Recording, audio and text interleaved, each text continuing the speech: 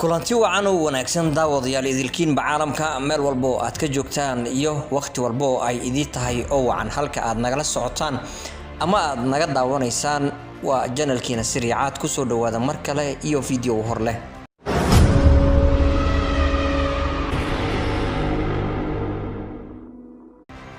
waad ku maadsan tahay la joogaaga ee fadlan hadii aad channelka ku cusub tahay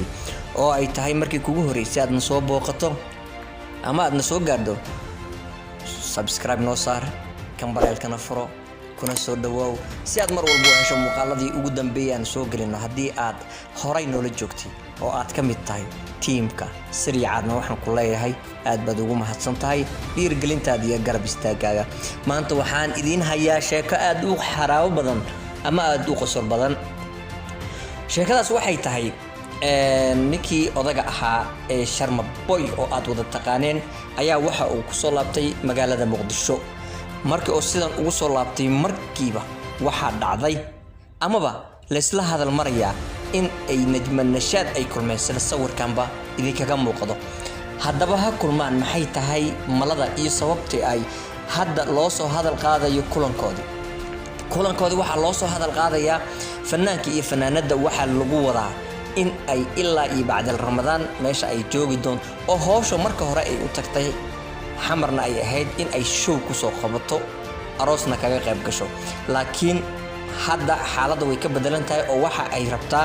in ay hees la qabsato ninka magaalada kala shitay xaqiiqda marka laga hadlayana magaalada wuu kala shitay oo way iska muuqataa iyadana waa xidigad aad iyo aad ay Soomaalidu u jecel yihiin oo xidigad aan la xaqiri karin weeyaan laakiin hadii ay kulmaan showgaasi waa lagu wada balansan yahay waa la badan yahay kii kale Djibouti waa laga sugayaa kulli isaga waa qof waana arki kartaan oo maalmahan waxa calankiisa ayaa babanayo Sharma Boy calankiisa ayaa babanayo laakiin showgan Muqdisho ee loo balansan yahay ciida oo lagu wado ayaa waxa ka qayb galaya sida aad maalmahan ba ogeedeen Najma Nashaad iyo waxa aad isugu xirtay oo run ahaantii iyagaba isgarbaha isku haya maalmahan dambe inantii shaadi sharaf saaxiibadeed ahayd laakiin iminka kali nool noqotay Nadiira Nayruus run ahaantii showgan sidiisa badan waxa lagu wadaa in ay fanaaniintii badnayd ee tagay magaalada ay kulmay qabsan doonaan iyaga laakiin waxa hadda dib kaga soo biiray ama ku soo biiray Sharma Boy dadka si aad ah isla hadal hayaan ama ay sheegayaan showgan inuu noqon doono mid taariikhi ah sababtana waxa ay tahay in hadii showgani uu dhaco oo uu ka dhaca Muqdisho waxay dhici doonto fanaaniin aanan abid kulmi lahayn in ay ku kulmaan showgani fanaaniin fara badan ayaa ku sugan magaalada wararka qaarna waxay sheegayaan in xitaa uu imaan doono dawayaaqada ama bartamaha bishan aan ku jirno Ramadaan ninkii isna maalmahan ay Sharma Boy farti iyo farantiga isku ahayeen maslax miday hadii ay dhacdo in showgaasi oo magaalada uu ka dhigmo ama uu ka qabsamo waxay noqon doontaa in ay ku kulmaan xidigaha sanadkan aad ka loogu jecel yahay markii aan ku leeyahay waxa kamid ah saddex qof oo run ahaantii laga yaabo mid kamid ah inaad taageero u tahay ama laba mid kamid ah inaad taageero u tahay xidigahaasi meesha ku ballansan ee kulmi doon waxa kamid ah xidiga weyn ee aad wada taqaanaan Sharma Boy iyo xidiga weyn ee aad taqaanaan maslax miday Nadiira Nayruus iyo Najma Nashaad waxa kale oo ku jira Khalid Kaamil oo aad wada taqaanaan heesta meesha way shidan tahay ciid waxa malaynaysaaba in ay fanaaniintani ay yihiin kuwa isla jaan heli doono waxayna si aad ah run ahaantii aad maalmaha saaxada oo fanka aan uga dhax arkaynin iyadoo fanaaniinta ay sameysanayaan isgruubeysi waana arin qurux badan waana arin lagu taageeri karo waana arin farxad gelinayo waana arin aan bogaadinayno waana arin aan jecelahay waayo hadii laba kalaba la isku fahmo ama laba walba oo isku mehnada isfahmaan waxa dhici doonto in ay wax qurux badan inoo soo baxaan waxaanan ka sheegan doonin inay inoo soo baxaan dadkana qulubahooda markasta isku soo dhawaadaan wax walba ay sameeyaan waxay noqon doontaa wax aad u qurux badan oo qofka ka dambeeya oo ka dhaxli karo wanaag hadii ay shalay ay fanaaniinta ahayeen kuwa isnacab oo aan arki jirnay in ay maartay meelaha ay kili showyaal ugu qabsanayaan maanta waxaad moodaa inay runti fahmeen maanta waxaad moodaa inay isbargarteen maanta waxaad moodaa in ay isfahansan yihiin maanta waxaad moodaa in ay qalbiga iyo laabta isku wada hayaan maanta waxaad moodaa in ay Soomaalida in badan wax soo fahmayso waxa taas marqaati kaaga ah adigan hadda idaawanayo waxa laga yaabaa fanaanka aad taageertid inuusan kugu reer ahayn fanaanka aad taageertid inaysan waxba kugu galin fanaanka aad taageertid inaad isku magaalo aan deganayn taasna waxay nooga turjumaysaa ama aan ka dheehan karnaa in ay dhamaatay qabiilaysigii iyo qurankii dadka maskaxdoodii aad ugu jiray qabiilka waa shayga kaliya ee ragaadiyay ee Soomaalida u diiday in ay isfahmaan ama in ay xataa aqliyan oo qofkan walaalkii qofka kale xumaha ka qabto in ay dadka oo dhan ay dhinac iska soo marsadaan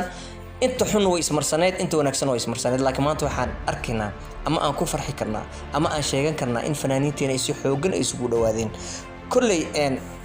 ma ahan inaan bogaadinayo laakiin qof waliba waxa uu haysto ku faanaa anu waxa ku faani karaa maanta adigan idaawanayo oo Soomaali ah oo afka Soomaaliga ku hadlayo oo kugu faani karaa fanaaniinteen waa inaan ku faanaa kuweena youtuberadu waa inaan ku faanaa cid naga qaldanta waa inaan saxnaa wax waliba aad arkayso oo hortaada imaanayo waxa qurux badan adiga ayay ku anfacayaan adiga ayay dhaxalkaaga yihiin beritoole waxa naga dambeeyo jiil kale haddii ka waran kuwa annaga inaga horeeyay xumaan nooga tageen haddii kuwa annaga naga dambeeyana xumaan uga tagnaa maxay noqonaysaa kuwa ka sii dambeeyana inay iyaga xumaan uga tagaan marka taasi maanta waxaad moodaaba fanaaniinta inay soo gabagabeeyeen in ay sii dhameynayaan in ay naga sii dhamaanaysa qabyaaladii fankeeni ha hormaro aad baan u jecelnaa fanaaniinteena mar walbana waxa rajaynayaa in aan u muujina garab istaag in aan u muujina inaan jecelnahay in aan u muujina in ay isla jirkoogii ana farxad weyn inoo tahay dhowr jeer oo horena waxaan u maleynayaa inay iga maqasheen labada fanaan ee Maslax Mideeye iyo Sharma Boy anoo si aad u amaanayo